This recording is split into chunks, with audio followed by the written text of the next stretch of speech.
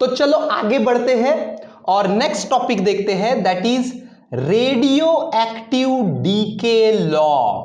ये जो radio activity के बारे में जो हमने पढ़ा कि जब न्यूक्लियस अनस्टेबल रहता है तो बिकॉज ऑफ दैट अनस्टेबिलिटी वो वाला न्यूक्लियस है ना, अभी कोई भी सब्सटेंस बोलेंगे तो वहां पे तो कितने सारे एटम्स रहते, एटम, और हर एक एटम के अंदर न्यूक्लियस रहता। मान के चलो आपने इतू सा भी यूरेनियम का सैंपल लिए ना, 1 ग्राम का भी है ना, छोटू सा भी यूरेनियम का सैंपल लिए तो भी वहां पे कितने सारे एटम्स रहते हैं। एटम का साइज ही क्या होता है ना, और एटम मतलब हर एक एटम के अंदर न्यूक्लियस रहेगा, है ना। तो जैसा कि हमने देखा कि कोई भी न्यूक्लियस अगर अनस्टेबल है तो वो स्टेबल होने के चक्कर में alpha beta gamma particle emit करता है, जिसको बोलते हैं हम लोग रेडियो एक्टिविटी या फिर रेडियो एक्टिव डीके, है ना। तो ये जो रेडियो एक्टिव डीके है उस प्रोसेस को बोलते हैं रेडियो एक्टिव डीके, है ना। इस रेडियो एक्टिविटी के रिलेटेड एक लॉ है, उस लॉ को हम लोगों को अभी देखना है ना, जिसको बोलते हैं radio active decay law. Simple सा लॉ है। According to this law the rate of radio activity, rate of radio activity, है ना। अभी रेट ऑफ रेडियो एक्टिविटी मतलब क्या होगा, रेट ऑफ रेडियो एक्टिविटी मतलब क्या होगा है ना। देखो रेडियो एक्टिविटी कौन करता है, कौन से न्यूक्लियस में से रेडियो एक्टिविटी होती है, कौन से न्यूक्लियस में से अल्फा बीटा गामा इमिट होते हैं, अनस्टेबल न्यूक्लियस में से, है ना। तो रेट ऑफ रेडियो एक्टिविटी मतलब the number of unstable nucleus undergoing radio activity पर यूनिट टाइम, इसको बोलेंगे रेट ऑफ रेडियो एक्टिविटी। बराबर है कि नहीं। रेट ऑफ रेडियो एक्टिविटी मतलब कितने तेजी से अल्फा बीटा गामा निकल रहे हैं, जितने ज्यादा एटम अनस्टेबल होंगे उतना ज्यादा रेडियो एक्टिविटी का रेट होगा। बराबर है कि नहीं। तो रेडियो एक्टिव डीके लॉ क्या बोलता है कि rate of radio activity, rate of radio activity is directly proportional, है ना, is directly proportional to number of unstable nucleus.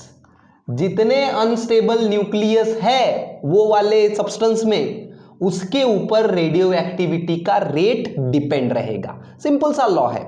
Rate of radio activity is proportional, directly proportional to number of unstable nucleus. जितने unstable nucleus वहां पे है उसके ऊपर radio activity का rate depend रहेगा। ज्यादा अनस्टेबल न्यूक्लियस है तो ज्यादा तेज रहेगी रेडियो एक्टिविटी, कम अगर अनस्टेबल न्यूक्लियस है, देखो कोई भी न्यूक्लियस अनस्टेबल रहते हैं, है ना। रेडियो एक्टिविटी कहां से होती है, अनस्टेबल न्यूक्लियस में से। तो वो अनस्टेबल न्यूक्लियस स्टेबल होने के लिए अल्फा बीटा गामा इमिट करते हैं और फिर कुछ देर के बाद अनस्टेबल न्यूक्लियस स्टेबल भी हो जाता है। बराबर है कि नहीं। जरूरी नहीं कि वो हमेशा अनस्टेबल ही रहेगा और अल्फा बीटा गामा इमिट ही करते रहेगा, है ना। आज अगर 1000 न्यूक्लियस अनस्टेबल है तो 6-7 महीने के बाद देखोगे तो हो सकता है सिर्फ 200 ही अनस्टेबल रहे, बचे वाले 800 स्टेबल हो गए, है ना। जो न्यूक्लियस स्टेबल हो गए वो रेडियो एक्टिविटी करेंगे क्या, नहीं करेंगे, स्टेबल हो गए ना वो अभी, है ना। रेडियो एक्टिविटी क्यों होती है, रेडियो एक्टिविटी न्यूक्लियस अनस्टेबल होने के कारण होता है। तो जाहिर सी बात है रेडियो एक्टिविटी का रेट किस पे डिपेंड रहेगा, नंबर ऑफ अनस्टेबल न्यूक्लियस पे डिपेंड रहेगा, है ना। और जैसे जैसे टाइम बीतते जाता है, देखो रेडियो एक्टिविटी बहुत स्लो प्रोसेस है।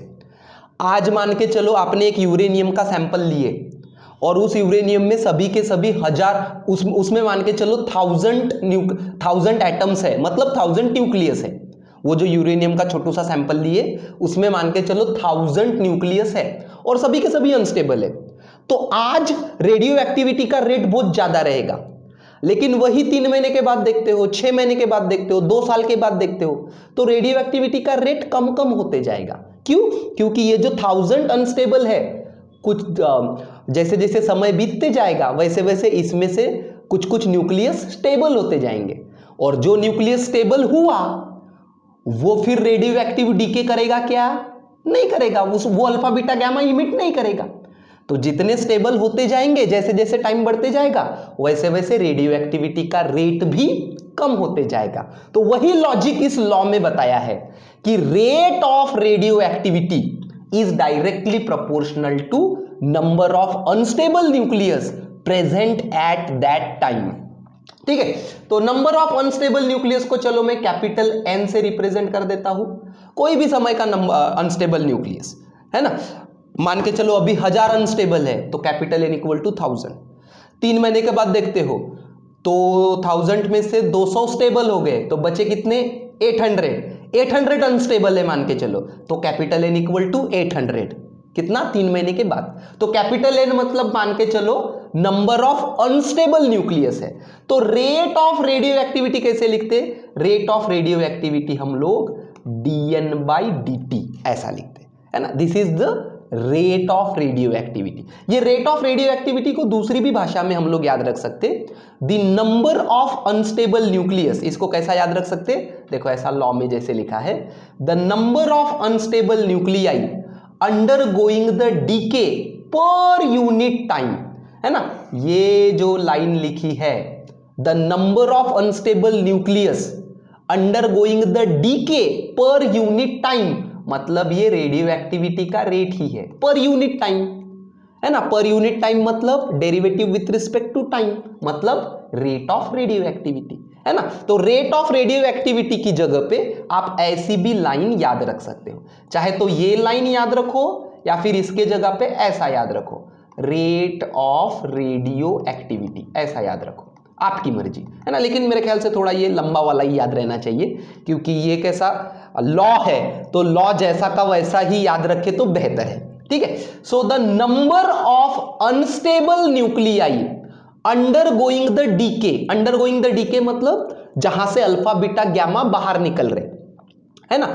जिन न्यूक्लियस में से अल्फा बीटा गैमा निकल रहे वो बोल रहे, है ना, हर मान के चलो यूरेनियम का सैंपल है, तो उसके हर एक न्यूक्लियस में से नहीं निकलता, उसमें से कुछ कुछ स्टेबल भी रहते हैं, तो अनस्टेबल में से रेडियो एक्टिविटी होते रहती है ना। तो जहां पे रेडियो एक्टिविटी होते रहती है उसको बोलते हैं अंडरगोइंग द डीके, है ना। जहां से अल्फा बीटा गैमा निकलते रहते हैं उस न्यूक्लियस को बोलते हैं हम लोग it is under the decay, it is undergoing the decay, ऐसा। ठीक है, so the number of unstable nuclei undergoing the decay per unit time, number of unstable nuclei undergoing the decay per unit time, मतलब दूसरी भाषा में rate of radio activity, rate of radio activity मतलब dN/dt is proportional to number of unstable nuclei at that instant, मतलब dN/dt is proportional to n, ऐसा ये law बोल रहा है ना। लेकिन dN/dt के साथ मैं माइनस साइन लगा दूंगा। So according to our radio active decay law, minus dN/dt is proportional to n, है ना। n क्या है? Number of unstable nucleus at that time, वो समय जितने अनस्टेबल न्यूक्लियस है वो है कैपिटल N। dN/dt क्या है?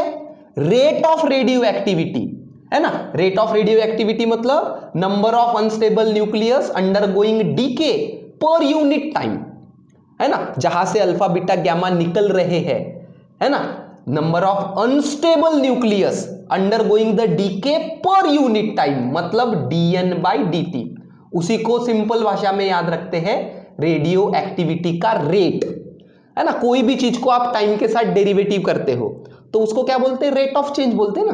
dx/dt rate of change of displacement, dv/dt rate of change of velocity, वैसे ही, है ना। पर यूनिट टाइम मतलब rate of change of unstable nuclei, मतलब ये क्या हो गया? रेडियो एक्टिविटी का रेट।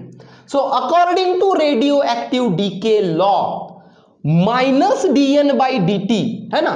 dN/dt मतलब रेडियो एक्टिविटी का रेट, n मतलब नंबर ऑफ अनस्टेबल न्यूक्लियस, है ना। जिस समय आप रेडियो एक्टिविटी का रेट देख रहे हो उस समय कितने अनस्टेबल न्यूक्लियस वहां पे है, मान के चलो अभी देख रहे हो तो अभी अगर 1000 है तो n की वैल्यू आएंगी 1000, ठीक है ना। मान के चलो 3 महीने के बाद देख रहे हैं, 3 महीने के बाद अनस्टेबल न्यूक्लियस है 800, तो n की वैल्यू आएगी 800, तो उस समय का रेट रहेगा प्रोपोर्शनल टू 800, ठीक है। और ये माइनस साइन क्यों लगाया मैंने, माइनस साइन इसलिए लगाया, सिंपल सा लॉजिक है। देखो जैसे जैसे रेडियो एक्टिविटी होते जाती है, जैसे जैसे टाइम बढ़ते जाता है, वैसे वैसे नंबर ऑफ अनस्टेबल न्यूक्लियस कम कम होते जाते हैं, है ना। शुरुआत में ही बताया मैंने, है ना। रेडियो एक्टिविटी क्यों करते हैं न्यूक्लियस, क्योंकि उनको स्टेबल होना है, तो अल्फा बीटा गामा इमिट करके बहुत सारे न्यूक्लियस स्टेबल होते होते जाते हैं। तो जैसे जैसे टाइम बीतते जाता है वैसे वैसे मान के चलो पहले 1000 अनस्टेबल थे, तो 3-4 महीने के बाद देखोगे तो 1000 के 1000 ही अनस्टेबल रहेंगे, ऐसा नहीं है, उसमें से कुछ स्टेबल हो गए, तो स्टेबल हो गए मतलब अभी वो रेडियो एक्टिविटी नहीं करेंगे, है ना। मतलब 3-4 महीने के बाद सिर्फ 800 ही स्टेबल रहे, मतलब नंबर ऑफ अनस्टेबल न्यूक्लियस जो है n की वैल्यू टाइम के हिसाब से डिक्रीज होते जाती है, इसलिए उसका रेट मैथमेटिकल भाषा में माइनस साइन में लिखा है। बस माइनस साइन का यही काम है ना। मैथमेटिक्स में माइनस साइन कब दिखाते हैं, अगर स्लोप डिक्रीजिंग है तो माइनस साइन दिखाते हैं, है ना। तो यहां पे n की वैल्यू रेट ऑफ जो ये है ये डिक्रीज होते जा रहा है, इसलिए ये माइनस साइन, ठीक है। तो according to radio active decay law minus dn by dt is proportional to n। n मतलब number of unstable nucleus present at that time, जिस समय आप रेट देख रहे हो रेडियो एक्टिविटी का, उस समय कितने अनस्टेबल है, ठीक है ना। और dn बाई dt मतलब रेडियो एक्टिविटी का रेट, ठीक है। तो चलो माइनस साइन को इधर लेके जाते हैं और ये प्रोपोर्शनैलिटी कांस्टेंट हटा के, प्रोपोर्शनैलिटी का साइन हटा के एक कांस्टेंट डाल देंगे यहाँ पे। तो ये जो कांस्टेंट है लैम्बडा, इसका नाम है डिसइंटीग्रेशन कांस्टेंट, डिसइंटीग्रेशन कांस्टेंट, ठीक है। क्या बोलेंगे लैम्बडा को, डिसइंटीग्रेशन कांस्टेंट। और ये माइनस साइन इधर ला लो तो ये एक आपको फॉर्मूला मिलेगा, dn by dt equal to minus lambda into n। dn by dt क्या है, है ना, dn बाई dt मतलब रेट ऑफ रेडियो एक्टिविटी बोल सकते हैं इसको, है ना, रेडियो एक्टिविटी, या फिर रेडियो एक्टिविटी का दूसरा और एक नाम है डिसइंटीग्रेशन।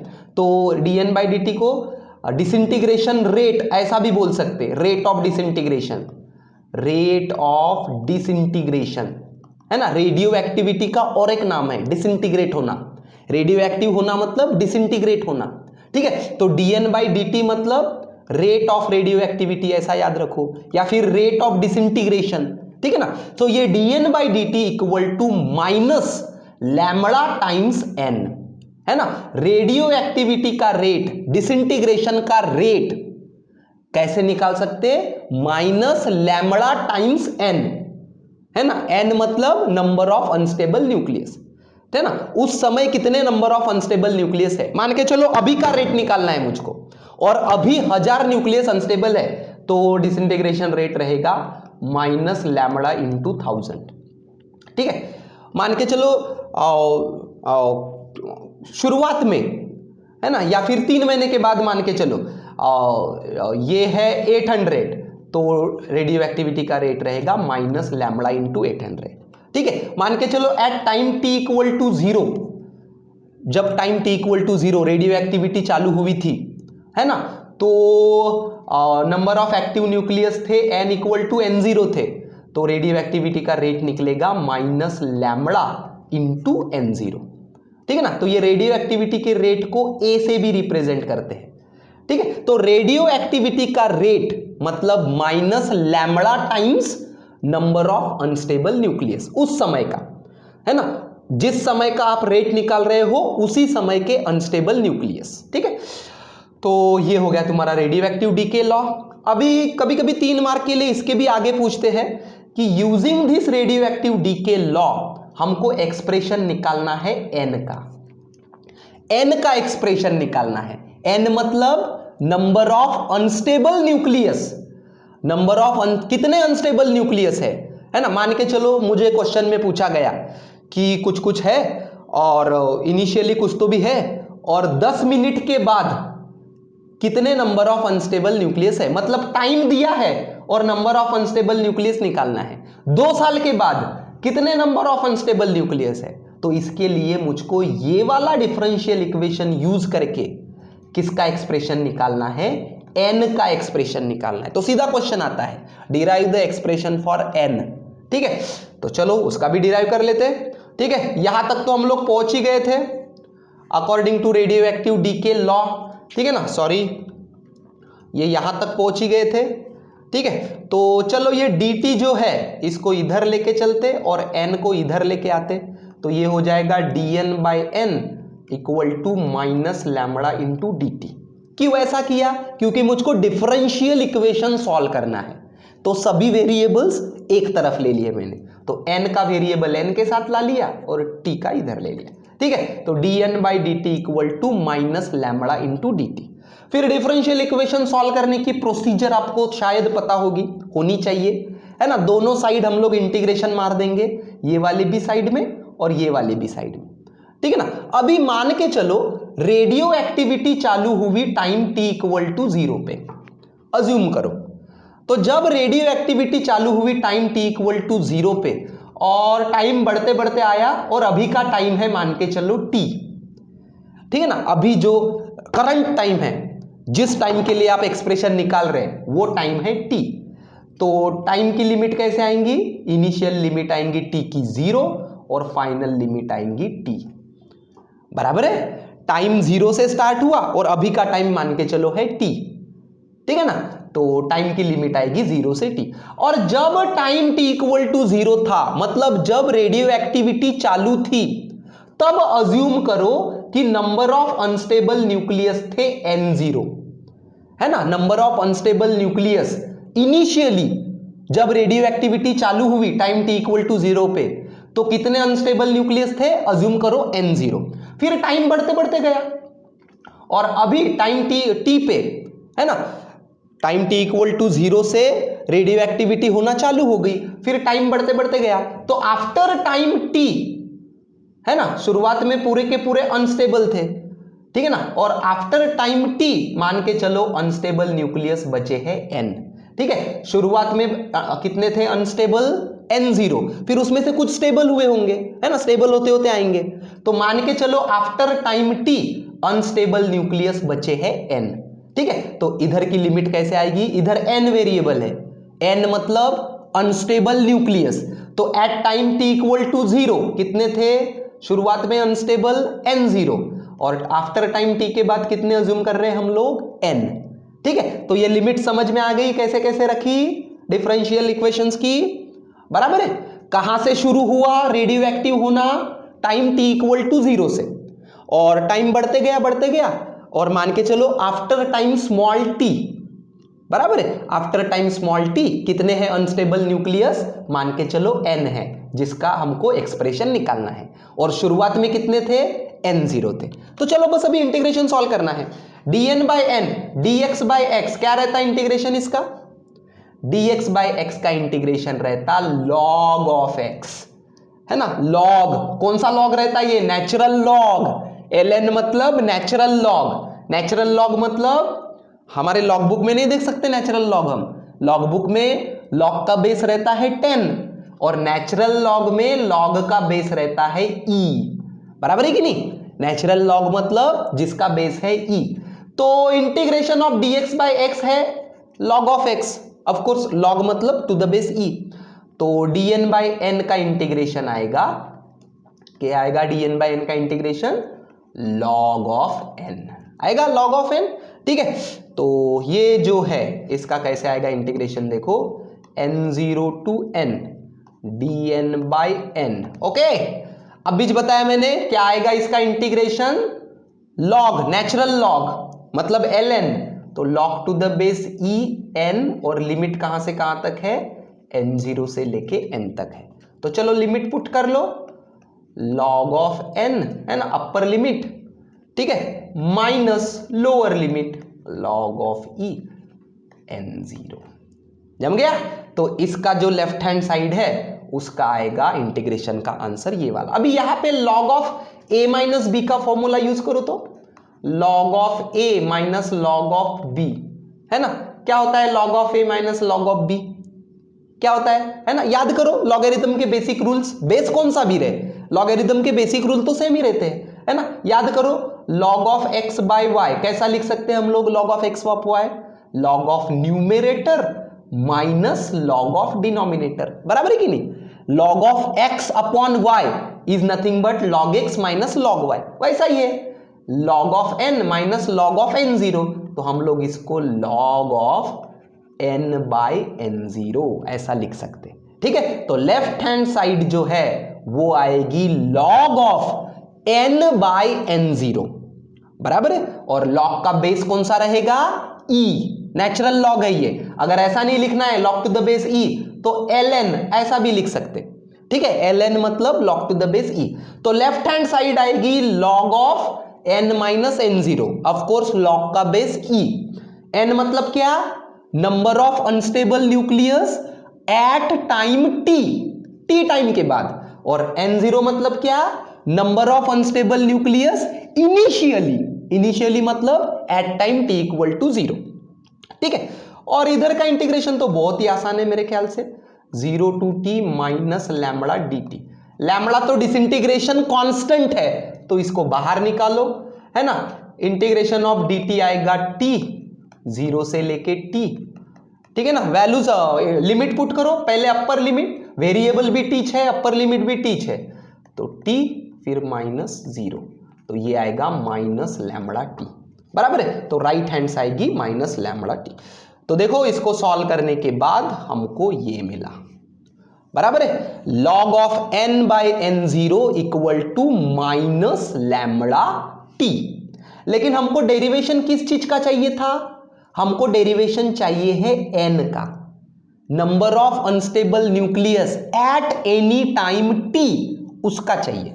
तो ये लॉग को ना इधर लेके जाना पड़ेगा, तो लॉग को जब दूसरी साइड में लेके जाते हैं, है ना, तो क्या होता है, उसके रेस्ट टू द पावर में चला जाता है, जो भी बेस है इसका उसके रेस्ट टू द, जैसे याद करो, जैसे for example y log of y है, लॉग ऑफ y है मान के चलो, या फिर अज्यूम करो log of x equal to y है, मान के चलो इसका बेस 10 है, तो x equal to 10 to the power y, ऐसा लिखते ना हम लोग, है ना। लॉग अगर दूसरे साइड में जाएगा तो 10 के पावर में हम लोग उधर डालते हैं। क्यों 10 के पावर में डालते हैं, क्योंकि हमारे जनरली जो लॉग बुक रहती है आपकी वो बेस 10 की रहती, तो यहां पे बेस क्या है e, तो जब ये लॉग ये वाले साइड में आएगा तो ये पूरा का पूरा जाएगा e के पावर में, क्योंकि इसका बेस है e, ठीक है। तो ये हो जाएगा तुम्हारा n by n zero equal to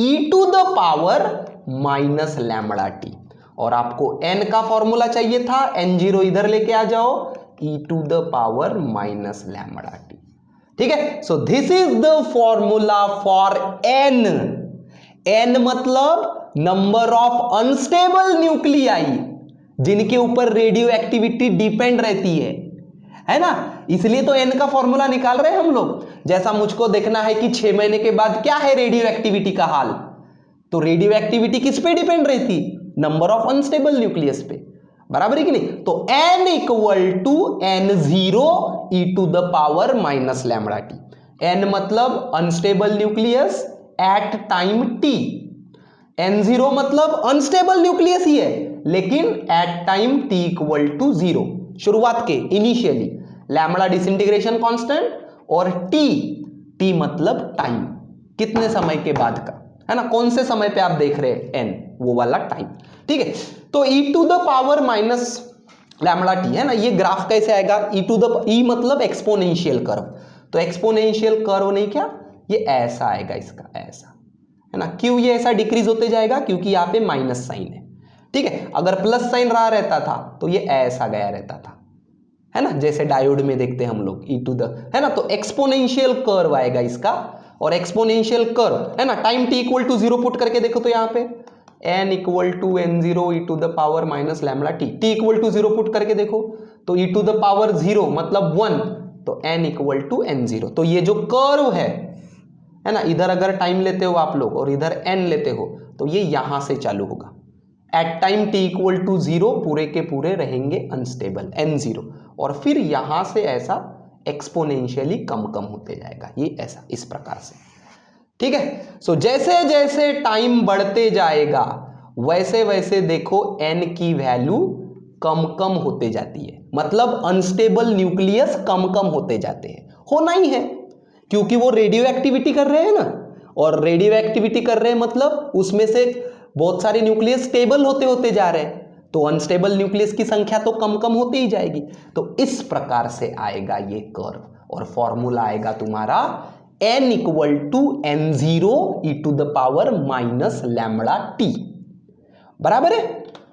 देखो ये ना n की वैल्यू 0 कभी नहीं होगी, है ना। n equal to n0 e to the power minus lambda T.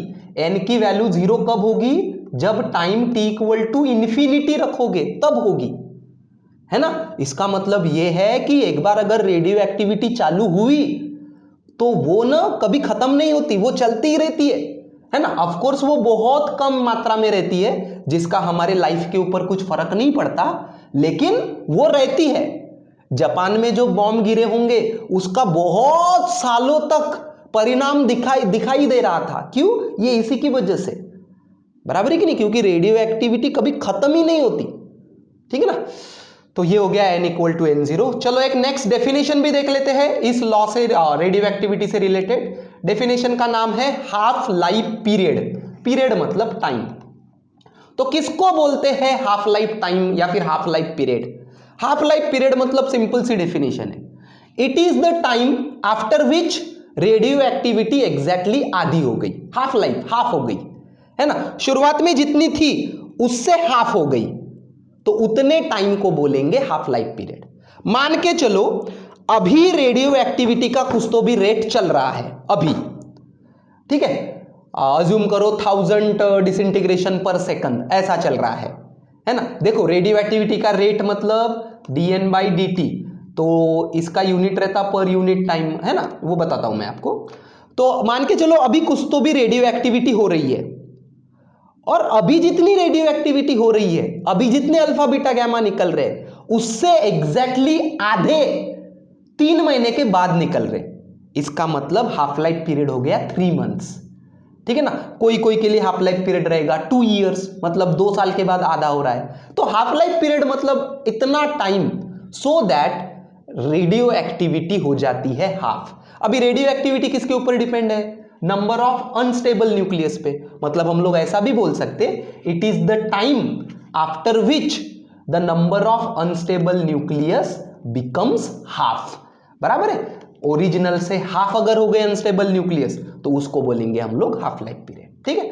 तो हाफ लाइफ पीरियड मतलब ऐसा टाइम, है ना, ऐसा टाइम। मान के चलो हाफ लाइफ पीरियड को मैं कैपिटल टी और नीचे हल्का सा हाफ लिखा हुआ ऐसे रिप्रेजेंट कर रहा हूं। तो हाफ लाइफ पीरियड मतलब ऐसा टाइम कि जितने टाइम के बाद रेडियो एक्टिविटी आधी होनी चाहिए, मतलब नंबर ऑफ अनस्टेबल न्यूक्लियस शुरुआत में जितने थे उससे आधे होने चाहिए। तो शुरुआत में कितने थे रे?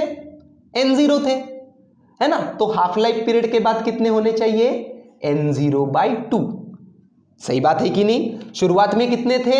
n0। Eight t equal to 0 कितने थे अनस्टेबल न्यूक्लियाई? n0। तो एक हाफ लाइफ पीरियड के बाद after time t equal to 1 half life period, है ना। हाफ लाइफ पीरियड मतलब टाइम ही है, 2 सेकंड, 5 सेकंड, 5 मिनट, 5 दिन, टाइम ही है।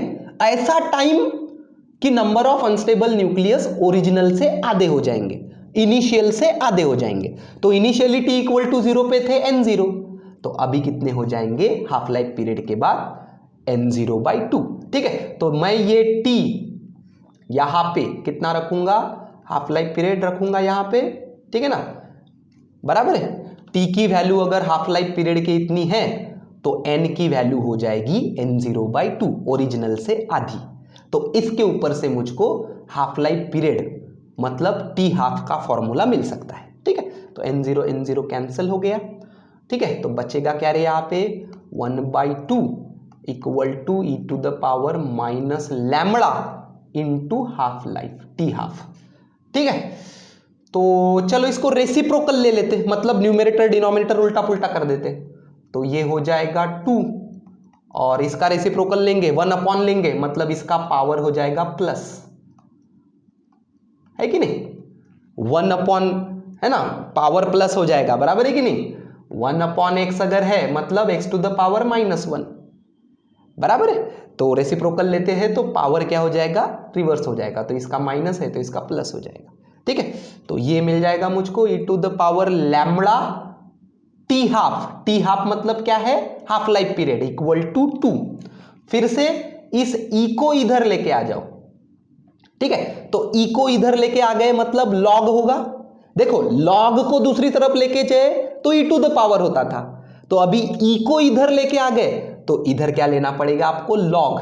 तो ये हो जाएगा मेरा lambda t half equal to, e को इधर लेके आ जाओ मतलब log to the base e, किसका, 2 का। लॉग का बेस ई रहेगा, है कि नहीं, क्योंकि ये ई है। अगर ये 10 रहा रहता था तो फिर लॉग का बेस 10 रहा रहता था, लेकिन अभी लॉग जो लेंगे उसका बेस रहेगा ई। ठीक है, तो ये हो जाएगा मेरा lambda t half equal to log of 2। ठीक है, तो मुझको हाफ लाइफ पीरियड निकालना था तो लैम्बडा को इधर लेके आ जाओ, तो हाफ लाइफ पीरियड का फॉर्मूला मुझको मिलेगा लॉग ऑफ 2 अपॉन लैम्बडा। लेकिन वो कौन सा लॉग, आपके लॉग बुक में देख के नहीं बताना लॉग 2 कितना है करके, है ना, ये नेचुरल लॉग है, लॉग टू द बेस ई है। ठीक है ना, अगर आपके लॉग बुक में देखना है ये वाला लॉग तो पहले इसका बेस चेंज करना पड़ेगा, 10 के बेस में लाना पड़ेगा। ठीक है ना, तो कोई दिक्कत नहीं, ये है फॉर्मूला अपना हाफ लाइफ पीरियड के बाद, मतलब इतने समय के बाद, है ना, इतने समय के बाद रेडियो एक्टिविटी आधी हो जाएगी। मतलब शुरुआत में अगर 100 है अनस्टेबल न्यूक्लियस तो इतने समय के बाद, हाफ लाइफ समय के बाद 85 बचेंगे। ठीक है ना, तो हाफ लाइफ पीरियड मतलब ऐसा टाइम जिस टाइम के बाद नंबर ऑफ अनस्टेबल न्यूक्लियस आधे हो जाते हैं, रेडियो एक्टिविटी आधी हो जाती है। ठीक है, तो क्या है फॉर्मूला इसका, log of 2 of course base E upon lambda, और ये लॉग ऑफ 2 द बेस ई, इसका वैल्यू आप बराबर से याद रख लो 0.693। मैं अभी भी बोल रहा, ये लॉग बुक से नहीं मिलेगा आपको, लॉग बुक में देखना है तो बेस चेंज करना पड़ेगा, तो सीधा सीधा याद रख लो इसको 0.693 अपॉन लैम्बडा। ठीक है, तो चलो एक क्वेश्चन सॉल्व करते हैं। द डीके कांस्टेंट मतलब lambda of the radio active substance is 4.33 into 10 to the power -4 per year. देखो डिसइंटीग्रेशन कांस्टेंट का यूनिट रहता है पर यूनिट टाइम, है ना। देखो डिसइंटीग्रेशन कांस्टेंट कहां पे आया था, डिसइंटीग्रेशन कांस्टेंट, ये देखो डिसइंटीग्रेशन कांस्टेंट, ठीक है ना, तो ये n और ये 1/t, मतलब डिसइंटीग्रेशन कांस्टेंट का यूनिट रहता है 1/सेकंड, 1/मिनट या फिर 1/ईयर, जैसा यहां पे दिया है 1/ईयर, पर ईयर, है ना। रेडियो एक्टिविटी बहुत स्लो प्रोसेस है, तो यहां पे ईयर को सेकंड वगैरह में कन्वर्ट करने की कोशिश मत करो, है ना, नहीं तो बहुत कॉम्प्लेक्स कैलकुलेशंस हो जाएंगे ये।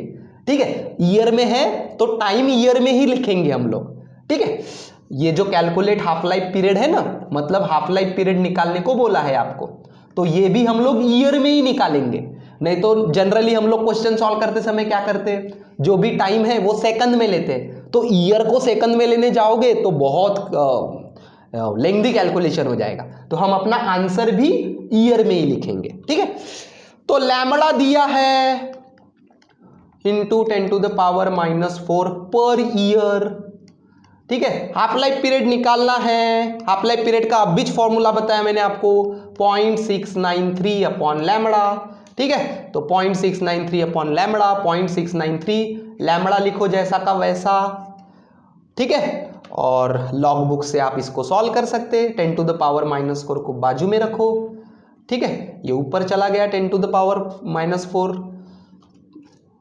तो ये हो जाएगा, ऊपर चला गया तो 10 टू द पावर +4, एक 10 इसके साथ जोड़ दो तो ये हो जाएगा 6.93, ये बचेगा 10 टू द पावर 3। ये वाला अपने लॉग बुक से सॉल्व करो, सिंपल लॉग बुक से, है ना, log of numerator minus log of denominator. तो इसको सॉल्व करने के बाद आपको हाफ लाइफ पीरियड मिलेगा इतना 1.601 इंटू 10⁻³ मतलब 1601।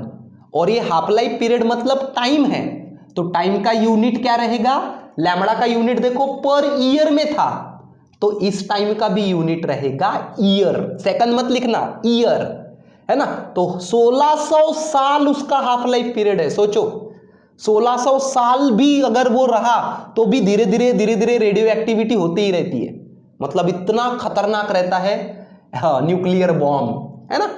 तो चलो आगे बढ़ते हैं।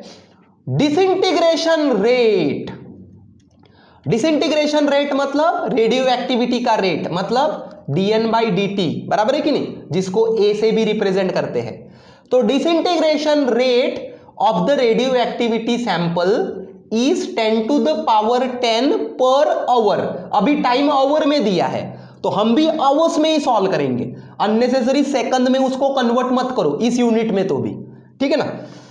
तो डिसइंटीग्रेशन का रेट दिया है कब, 20 आवर्स के बाद का, ठीक है ना।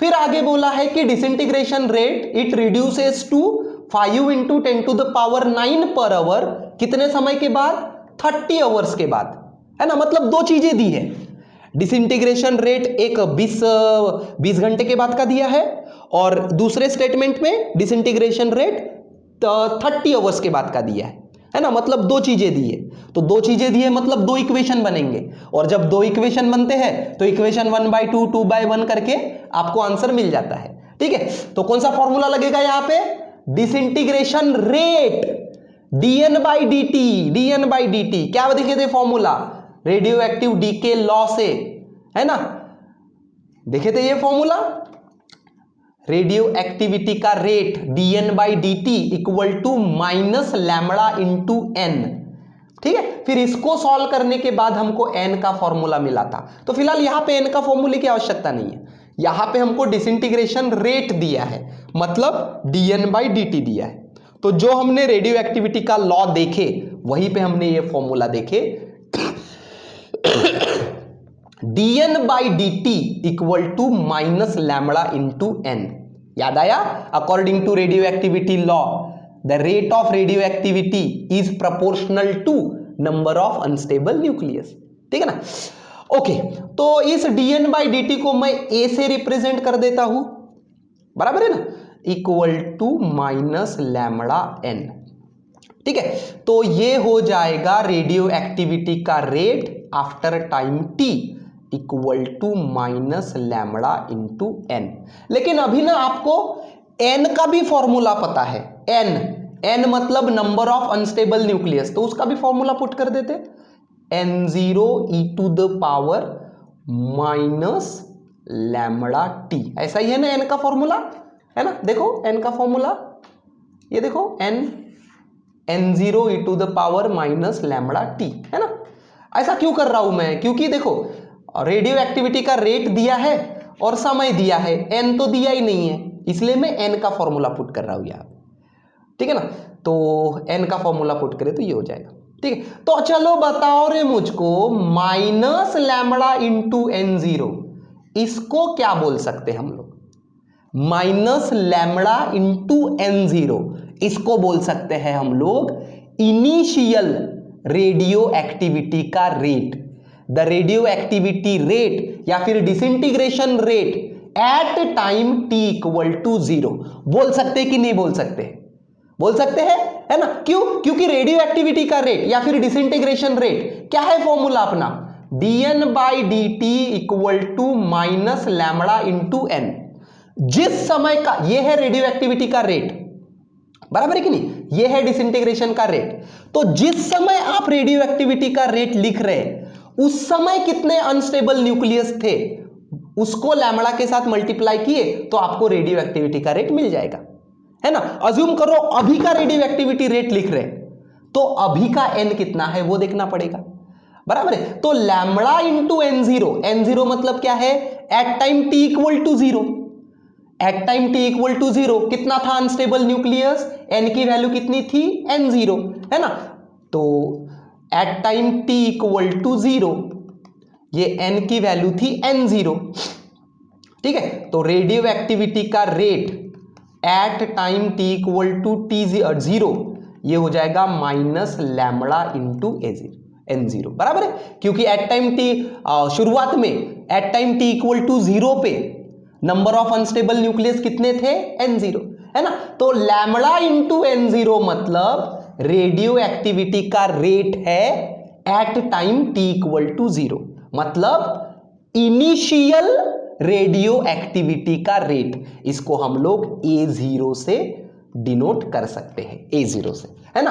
तो माइनस लैम्बडा इंटू n0 मतलब initial rate of radio activity, या फिर रेडियो एक्टिविटी का rate at t equal to 0 बोल सकते हैं ऐसा, ठीक है।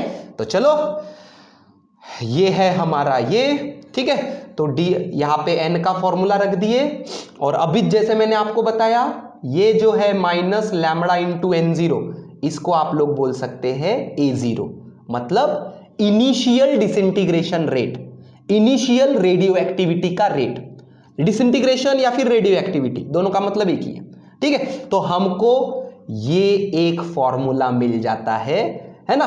ए मतलब रेडियो एक्टिविटी का रेट, डिसइंटीग्रेशन का rate at time t equal to A0 e to the power minus lambda t, है ना।